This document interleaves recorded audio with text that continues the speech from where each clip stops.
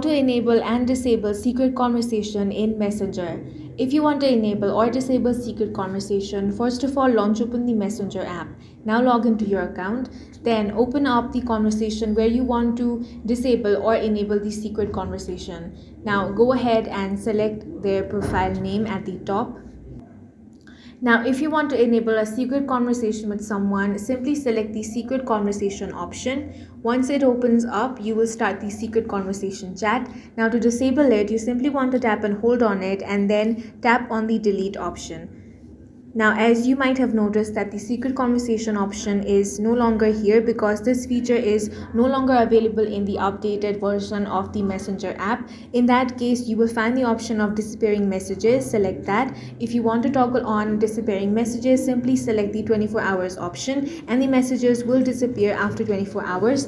If you want to disable this, simply select the off option. That's all for this video. If you found it useful, make sure to hit the like button and subscribe for more videos like this.